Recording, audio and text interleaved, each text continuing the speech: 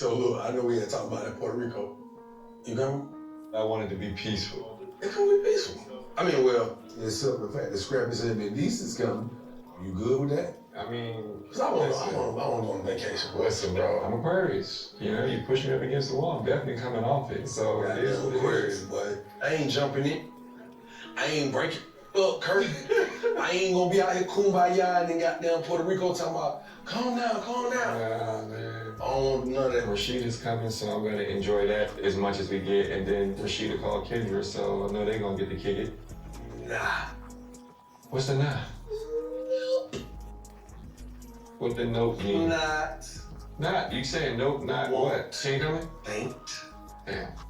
It's already gonna be hard for me to convince Rashida to go to Puerto Rico now that Mendici's invited. Now I gotta tell her Kendra not coming too?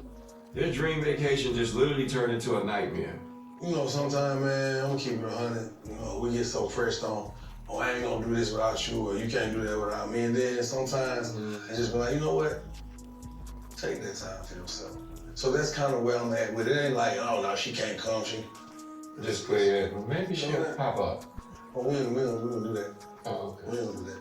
And Ladies and gentlemen, prepare yourselves, for what began as a mere vacation narrative swiftly escalated into a far more intense situation.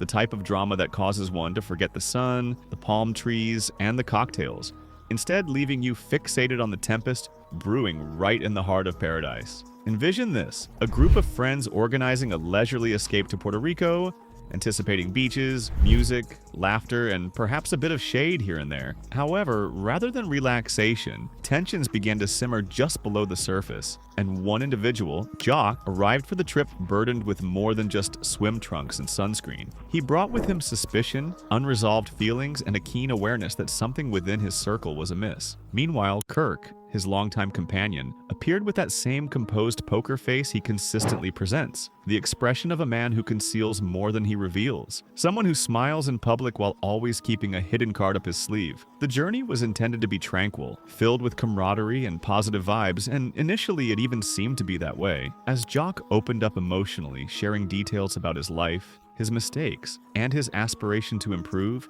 he even became emotional with his brother. Meanwhile, Kirk stepped in as the supportive friend, providing encouragement and silent affirmations. However, one truth about life is that tranquility is fleeting when secrets lurk in the background. Before long, that sense of serenity shattered like glass under strain, as rumors had already begun circulating regarding late-night messages, undisclosed meetings, and breaches of trust that are irreparable. Rather than dismissing the warning signs, Joc chose to address the underlying tension directly, right there in Puerto Rico beneath the scorching sun. The moment he spoke, the atmosphere of the entire trip transformed, for Joc did not merely question Kirk's fidelity. All of you have already met Joc, and we struck up a conversation about his brother.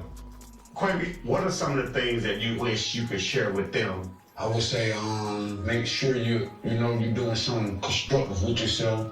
I mean, I understand people like to get the fad money and stuff, but once you get caught up in these streets, it's kind of like, it ain't worth it, because a lot of people around you who care for you and love you, you don't only hurt yourself, you hurt them as well, you know what I'm saying? aside from getting Kwame out and bringing them back home, I've also set them up with Next Level Boys Academy. Get them to come and speak to some troubled youth. Hopefully, this can bring in some positive energy for them and some positive insight of life. What do you think if you had more of growing up, man, it would provide you more guidance? A little male guidance maybe in my life, try to be around positive things. In my heart of hearts, I feel like I was the male guidance. It's like, cause we're 4 years apart. Sometimes I be placing the blame on myself. I just want to just hug my brother, just tell him how much I love him, because, I thought I was trying to do better, but sometimes I really wasn't the best example of the role model, you know what I'm saying? I do feel a little guilty being that I probably, influenced my brother when we was kids to be out in the streets, you know what I'm saying? I know what he deals with, because people, they're gonna look at your past before they even care about who you are today. I'm just glad we're in this headspace right now.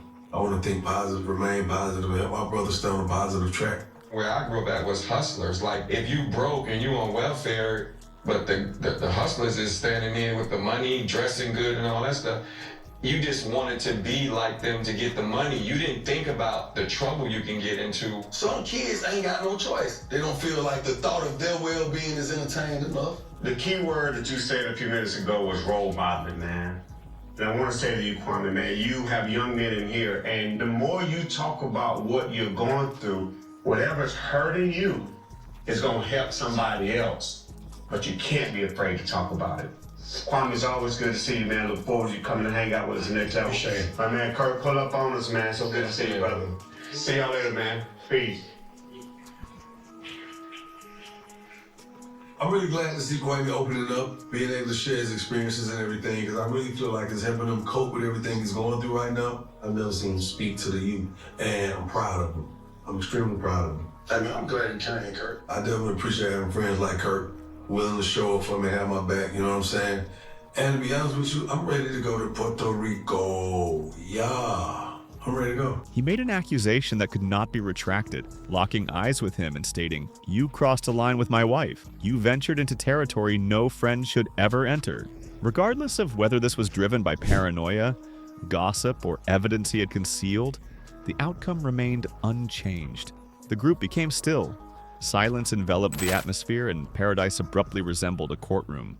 Kirk attempted to dismiss the tension with laughter, that anxious chuckle people exhibit when they wish to appear innocent. Yet their eyes reveal a different narrative. However, the burden of his reputation exacerbated the situation, as everyone was aware of his past, filled with flaws, errors, betrayals, and apologies. When a man already infamous for his past missteps faces such a grave accusation, it ceases to seem arbitrary. It becomes plausible, even credible. Meanwhile, Kendra found herself in a precarious position, striving to maintain her loyalty, but with her name now associated with two men within the same circle, her silence or defense only intensified the situation. In circumstances like these, individuals do not await evidence. They begin to accept the rumors, and suddenly every glance, every communication, every ambiguous moment is distorted into proof. What was intended to be a tranquil retreat morphed into a conflict of trust, betrayal, and public dispute. A journey that was meant to mend friendships instead revealed fractures so profound they could never be entirely healed. As the sun dipped below the horizon in Puerto Rico, it was not the sound of waves crashing against the shore that resonated the most, but rather the echoes of friendships fracturing, accusations igniting, and the chilling realization that sometimes those closest to you are the ones capable of inflicting the deepest wounds. This was not merely a vacation that went awry, it served as a stark reminder that trust is delicate, betrayal is indelible, and once certain words are uttered, there is no turning back. For the harm is inflicted, and the truth, whatever it may be, will ultimately surface.